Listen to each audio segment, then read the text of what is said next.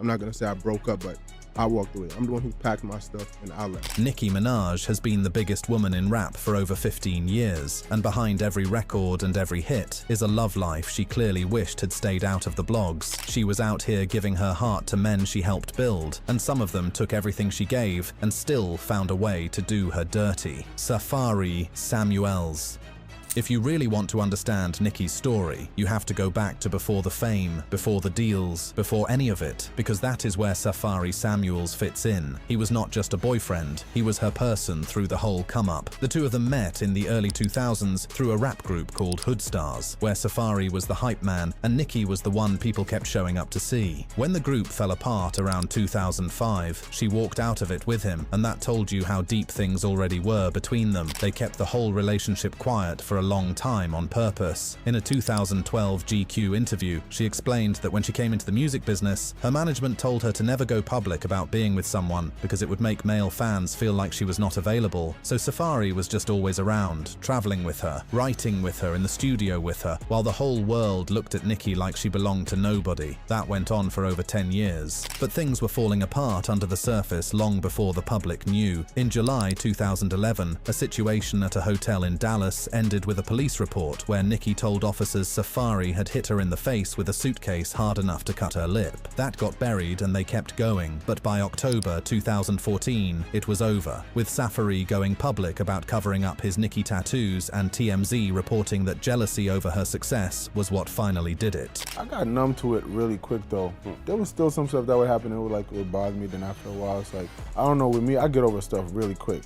I don't know where I get it from. I thank God for that ability, but it's not easy.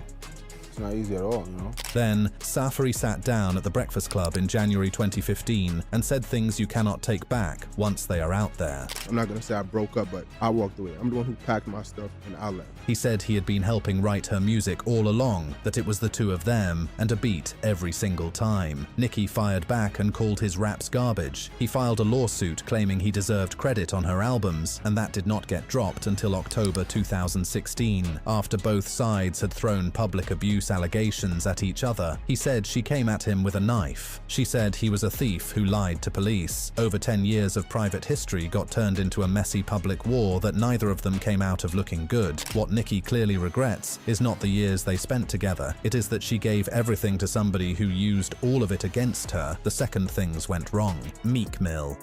Nicki walked into the Meek Mill situation with the Safari wounds still fresh, and what she stepped into turned out to be the most chaotic relationship of her whole life. Meek confirmed they were together on Instagram around the same time Nicki went to his probation hearing to show support for him, and that kind of move set the tone for how she showed up in that relationship. She was all in from the jump, and she let the world see it. For a while, it looked like they had something solid. They were making music together, going places together, and people started talking about an engagement after Nicki was seen wearing a heart-shaped diamond ring, though she cleared that up and said it was not official. Their song All Eyes on You went platinum, and everything on the outside looked good. Then Meek decided to pick a fight with Drake on Twitter in July 2015 by saying Drake did not write his own raps, and what followed was one of the most one-sided beef situations the rap world had seen in a long time. Drake dropped Back to Back, and the whole internet gave him the win, and Nicki was caught right in the middle of it, standing next to her man while he was getting torn apart by somebody she also had a close history with. She told the New York Times magazine that she found the whole situation completely ridiculous, and honestly, you could understand why. They tried to hold things together through Meek's house arrest in 2016, but it did not last. Nicki confirmed on Twitter in January 2017 that yes, she was single, and that was that. But even after all of it was said and done, Meek was not finished. In 2020, he went on Twitter and put abuse claims against her out there publicly, which meant she had to come out and defend herself years after a relationship she had already moved on from. She talked about it herself, and the way she said it told you exactly how much that whole situation still stung. I had a lot of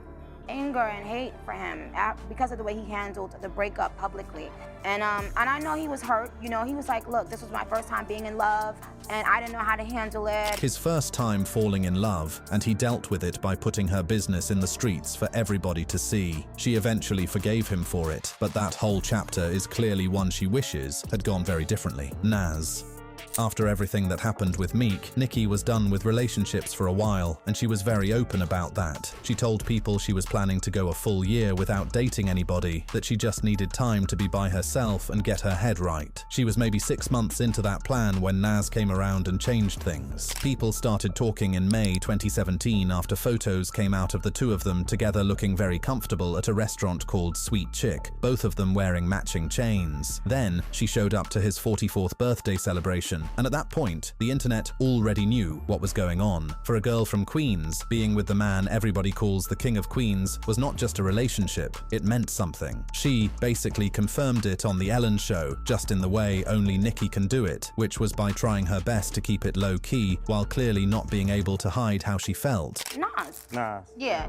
And then, you know, but the good thing about the Nas situation is that he and I are still good friends, and we still have so much respect for each other. She even said that she had been keeping herself celibate, but that she might make an exception for him because he was just that good of a man. And you could hear that she meant every word of it. That was not something she was performing for the cameras. The thing about this one is that it did not end because anyone did anything wrong. It just ran out of energy by early 2018 because both of them were too busy, going in different directions, and could never find enough time to actually be in the same place. No drama, no public blow-up, no lawsuit, nothing like that. But there is still a quiet kind of regret attached to this one, and she showed it herself during this same period when she was comparing the way Nas handled things to the way Meek had. She basically held Nas up in front of Meek as an example of how a grown man is supposed to carry himself. And when someone uses a past relationship as the gold standard that everyone else failed to reach, that tells you they have not stopped thinking about what could have been if the timing had worked out differently. Quavo.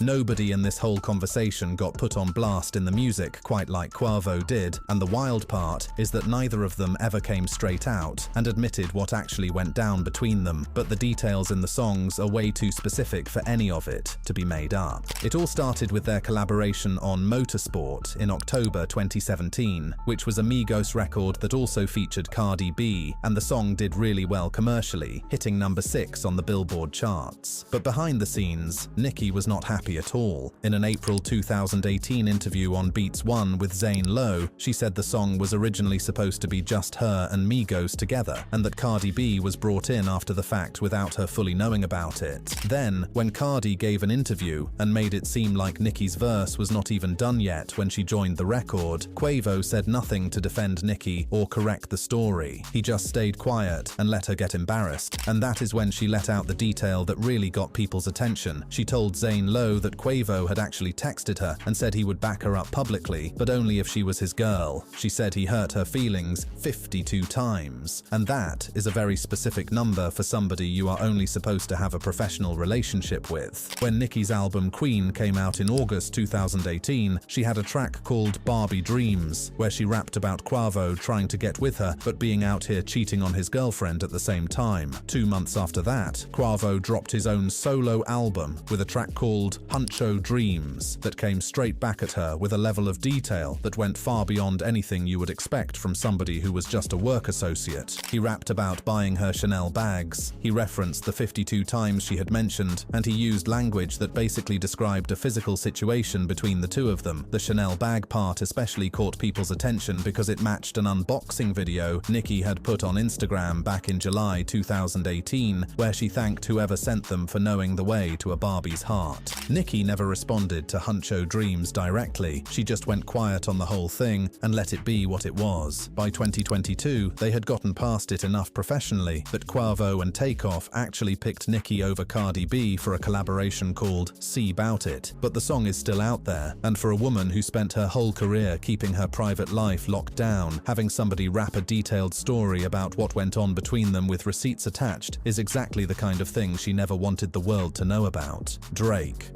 Out of everybody on this list, nobody forced Nicki to publicly deny something more times than Drake did, and the fact that she had to put it in a song is really all you need to know about how messy that whole situation got. The two of them came up together under Young Money starting in 2009, and from early on there was something about the way they moved together that fans refused to believe was just music. Drake did not make it easy on himself. On Thank Me Later, he rapped about being in love with Nicki and wanting to marry her just to say they did it. In in 2010, he put out a fake Twitter wedding announcement with her that got people going, and in Moment for Life, he wrote a whole fantasy about them getting married using their actual names. He later told people the lap dance she gave him in the Anaconda video was one of the best moments of his life, so you can see why the internet kept running with it. By 2014, Nicki had clearly decided she was done letting the rumors breathe, and she went into the studio to kill it for good. On the track, Only, she rapped plainly that she had never slept with Wayne and had never slept with Drake, putting it on her life. That was not a subliminal message or some kind of wordplay. That was her looking the whole situation in the face and saying enough. Then, in 2017, she said it again straight in an interview that she had never been in a relationship with Drake, and he backed her up around the same time, telling Zane Lowe that they had never crossed that line. But by then, the Meek Mill beef had already created a whole other problem between them, with Drake admitting that he had stopped talking to her completely for a period because everything had gotten too tangled up to deal with. They sorted things out in 2017 through a Young Money get-together that Mac Main put together, linked back up on stage in Paris, and eventually got back to making music together. Seeing Green in 2021, Needle on Pink Friday 2 in 2023, and every single time they released something together, the fans went right back to asking the same questions they had been asking since 2009. That is where the regret lives with this one, even if she would never say it. She had to use up a verse on her own album just to tell people nothing happened, then say it again in an interview, then again every time they put out new music together. She and Drake built something genuinely real over the years, a friendship and a creative bond that went through a lot and still survived. And the part she probably cannot stand is that they never got to just be that without the whole world deciding what it meant. Which other rappers do you know that got down with Nicki Minaj? Let me know in the comments section. Also, click on one of the cards on your screen to see more videos like this. See you in the next one.